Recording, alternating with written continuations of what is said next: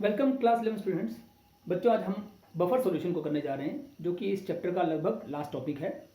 तो आइए देखें बफर सॉल्यूशन क्या होते हैं। सबसे पहले इसके बारे में कुछ ओरल बातें कि बफर सॉल्यूशन का मतलब होता है, ये भी सॉल्यूशन है, नेचुरल सी बात है। एक्वस सॉल्यूशन है, ये पानी में कुछ घोला गया है, डिजोल्व किया गया है। अब क्या घोला गया है, किस तरह का सॉल्यूशन है ये? देखिए, बफर सॉल्यूशन एक ऐसा सॉल्यूशन होता है जिसमें यदि हम थोड़ी मात्रा में एसिड या थोड़ी मात्रा में बेस ऐड कर दें, कोई भी एक, तो ऐड करने पर उस सॉल्यूशन का पीएच जो होता है वो चेंज जल्दी से नहीं होता, यानी वो सॉल्यूशन अपने पीएच को चेंज होने से रोकता है। इसको इंग्लिश में ऐसे कह सकते हैं, buffer solution is a solution which resists any change in its pH, which resists any change in its pH. कब? लेकिन on addition of small amount of acid और बेस टू इट। यदि उसमें हम थोड़ा सा एसिड या बेस मिला दें तो वो अपने पीएच को चेंज होने से रोकता है, जबकि अन्य सॉल्यूशन में ऐसा नहीं होता। किसी और सॉल्यूशन को लेते हैं जो बफर सॉल्यूशन नहीं होता, उसमें अगर थोड़ा सा भी, फ्यू ड्रॉप्स भी अगर आप एसिड डालते तो पीएच उसका कम हो जाता, क्योंकि एसिड पीएच लो करते हैं, पीएच लो हो जाता है बेटे, और बेस ऐड करने पर पीएच बढ़ जाता। लेकिन बफर सॉल्यूशन के साथ ऐसा नहीं होता। यही उसकी डेफिनेशन है। तो आप लिख सकते हैं, buffer solution is a solution which resist any change in its pH on addition of small amount of acid और बेस टू इट। ये बातें आप वीडियो में सुन रहे हैं और उसको रिवाइंड करके लिख सकते हैं। अब मैं इस बफर सॉल्यूशन को टाइप्स बताता हूं।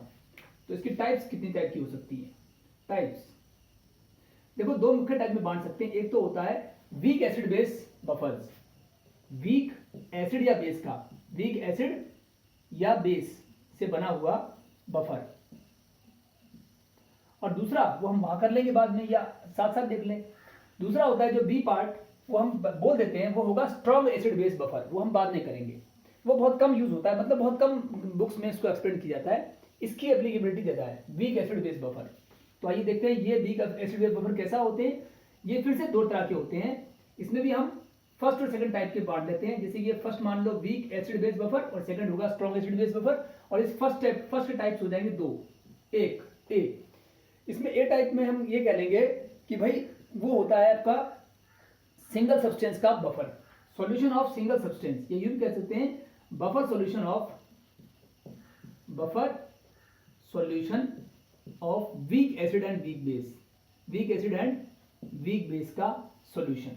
यानी इसमें हमने एक ऐसा साल्ट लिया है जो वीक एसिड वीक बेस से बना है, तो हम इसको ऐसे भी कह सकते हैं, buffer solution of salt of weak acid weak base, solution of salt of weak acid मतलब WA एंड वीक बेस मतलब WB। Weak acid weak base से बना हुआ साल्ट जो होता है वो भी बफर सॉल्यूशन काम करता है। कैसे करता है बताएंगे।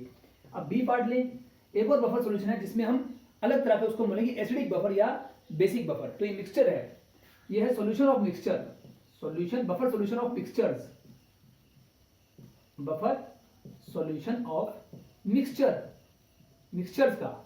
कैसे? इसमें दो तरह के होंगे मिक्सचर के बफर। फर्स्ट एक होगा एसिडिक बफर, और दूसरा होता है, नेचुरल सी बात है, बेसिक बफर। इन सबको हम डिटेल में करेंगे वन बाय वन। तो अभी तो हम सिर्फ टाइप के नाम ले रहे हैं। ये सभी ए और बी में दो टाइप के हैं। ये सबके सब कैसे हैं? ये वीक एसिड या वीक बेस से बने हुए बफर है, ठीक है। और दूसरी तरह का जो होगा सेकंड टाइप का, वो मैंने कहा था स्ट्रॉन्ग एसिड बेस का बफर, वो होगा स्ट्रॉन्ग एसिड या बेस से बना हुआ बफर, स्ट्रॉन्ग एसिड या स्ट्रॉन्ग बेस से बना हुआ बफर। उसको हम बाद में कर लेंगे। वो भी वैसे दो टाइप के होते हैं, लेकिन उसको हम सिंपली अभी छोड़ देते हैं। वो सिंपली स्ट्रॉन्ग एसिड का बफर और स्ट्रॉन्ग बेस का बफर। इसके दो टाइप्स कौन से होंगे? ए टाइप होगा स्ट्रॉन्ग एसिड बफर, यानी बफर ऑफ स्ट्रॉन्ग एसिड, ये लिखते हैं बफर ऑफ स्ट्रॉन्ग एसिड। ऐसे B buffer of strong base. ये दो तरह के हैं बेटे, स्ट्रॉन्ग एसिड या स्ट्रॉन्ग बेस के बफर। इसे हम बाद में डिस्कस करेंगे। पहले मेन टाइप ये जो है वीक एसिड बेस का बफर। इसमें पहला कौन सा है? Buffer solution of salt of weak acid weak base. इसको लेने जा रहा हूं मैं पहले तो आप अपनी कॉपी में अलग वन बाय वन चलेंगे। पहले हम इसे कर रहे हैं, buffer solution of salt of weak acid weak base. हमें साल्ट लेना है किसका? वीक एसिड वीक बेस का। यहां देखिए रफ में आपने वीक एसिड ले लिया, जैसे मान लीजिए एसिटिक एसिड CH3COOH, ये आपका एसिटिक एसिड वीक एसिड है, ठीक है। और साथ में ले लिया आपने वीक बेस, क्योंकि हमने कहा ना वीक एसिड वीक बेस हमने अमोनियम हाइड्रोक्साइड लेते हैं NH4OH। इन्हें जब ऐड करेंगे तो क्या साल्ट बनेगा? ये एसिड बेस मिलता है, साल्ट ही बनता है। साल्ट बनेगा CH3COONH4, और प्लस वाटर तो बनेगा ही। ये साल्ट है। ये साल्ट किसका है? ये साल्ट है salt of weak acid weak base, है ना। तो इसे हम लेंगे, ये ले लिया हमने CH3COONH4 और इसके मैं ऊपर ले लेता हूँ, ये है साल्ट किसका, of weak acid and weak base, इसका साल्ट है ये। अब इसे मिटा सकते हैं, बात समझ में आ गई कैसे बना, इसको नोट डाउन कर सकते हैं आप सरफ में। और अब इसका मेन में आ जाइए फिर में कि ये आपका वो साल्ट है।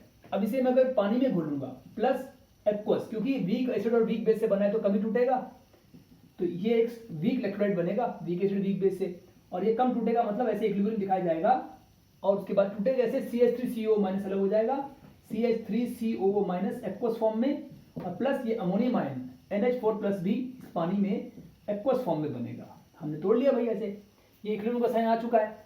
अब इस बीकर में, जिस भी बीकर में ये होगा, अगर मैं इसमें थोड़ी मात्रा में एसिड या थोड़ी मात्रा में बेस डालता हूं तो क्या होगा देखते हैं। जब मैं इसमें थोड़ी मात्रा में एसिड ऐड करूंगा तो देखिए इस CH3COO माइनस में जब मैं थोड़ी मात्रा में ये एसिड ऐड कर रहा हूं, एसिड वो होता है जो प्रोटॉन देता है, तो ये स्मॉल अमाउंट ऑफ कर रहे हैं, स्मॉल एसिड लिखना तो यहाँ चाहिए कि स्मॉल अमाउंट ऑफ एसिड, मैं शॉर्ट में लिख रहा हूँ स्मॉल एसिड, यानी स्मॉल अमाउंट ऑफ एसिड, कम मात्रा में डाला है, फ्यू ड्रॉप्स होना चाहिए। तो क्या करेगा, इसके साथ मिलकर बना देगा CH3COOH, नेचुरल सी बात यही बनना चाहिए। और ये आपको पता है कि वीक एसिड होता है, तो CH3COH क्या होता है, वीक एसिड होता है। और वीक एसिड कैसा होता है, बहुत कम डिसोसिएट होता है, तो इट डिसोसिएट्स वेरी नेग्लिजिबली या स्मॉल, तो हम लिखते हैं नेग्लिजिबली, ये बहुत कम टूटेगा। इसका मतलब है कि ये वीक एसिड है, टूटेगा कम, ये टूटेगा ही नहीं तो H+ देगा नहीं, ये H+ तो इसमें जुड़ चुका है और टूटेगा नहीं क्योंकि वीक एसिड है, तो H+ जो हमने डाला था उसमें वो तो इसके अंदर घुस गया है, इसके साथ अटैच हो चुका है और टूटने वाला है नहीं। जब H+ फ्री होता है तभी एसिडिक दिखाता है, लेकिन ये H+ फ्री नहीं है, अब इसमें जाके जुड़ चुका है। क्यों नहीं टूट रहा है, क्योंकि वीक एसिड है, हमें पता है वीक एसिड का एग्जाम्पल है। इस प्रकार से जो H+ हमने डाला था वो यहाँ कंज्यूम हो गया और अब छूट नहीं रहा है वहां से।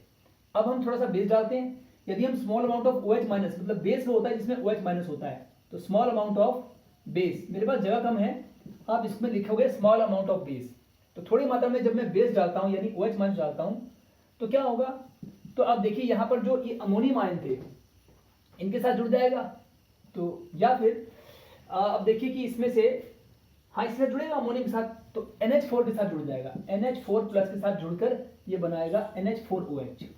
लेकिन आप जानते हैं कि अमोनियम हाइड्रोक्साइड भी एक वीक बेस है, जैसे वो वीक एसिड था, ये वीक बेस का एग्जांपल है, और वीक बेस भी टूटते नहीं है, यानी ना के बराबर टूटते हैं, बहुत कम, तो dissociates very to a very small amount, या सीधा ही नेग्लिजिबली, बहुत कम टूटेगा। अगर ये बहुत कम टूट रहा है तो फिर ये OH भी इसमें बन चुका है, फ्री नहीं होगा, टूटेगा नहीं तो OH फ्री नहीं होगा। OH फ्री नहीं होगा तो मतलब ये OH जो हमने डाला था थोड़ा सा, ये इसमें बाउंड हो गया है, बंध गया है, फ्री नहीं होगा, तो फिर pH को चेंज कैसे कर सकता है। जब H+ या OH माइनस फ्री होते हैं तो वही pH को चेंज करते हैं। ये दोनों तो यहाँ पर इसमें बाउंड हो चुके हैं, फ्री नहीं होंगे क्योंकि वीक हैं, ये दोनों टूटेंगे ही नहीं। इस प्रकार से ये फालतू एसिड और फालतू बेस जो हमने डाला था थोड़ा सा इसके अंदर, यानी इसके अंदर, तो वो कंज्यूम हो चुका है, इसलिए इसका pH चेंज नहीं होगा। ये सब बातें आप देखिए, इसको कैसे लिखा गया है, बुक्स में स्टडी कीजिए, उसके बाद जो लिखा गया जो मैं बोल रहा हूँ उनको दोनों को आप साथ साथ सुनिए और मिलाइए बातों को, आपको समझ में आएगा।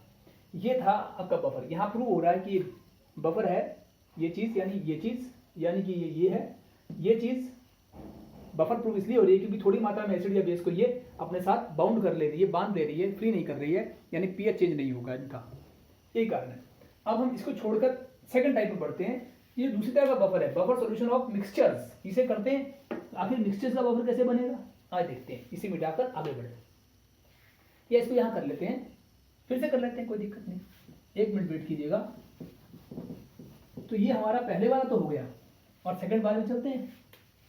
इसके बाद हम इसमें आ रहे हैं बफर सॉल्यूशन ऑफ मिक्सचर्स। ये दो तरह के होते हैं, एसिडिक बफर और बेसिक बफर।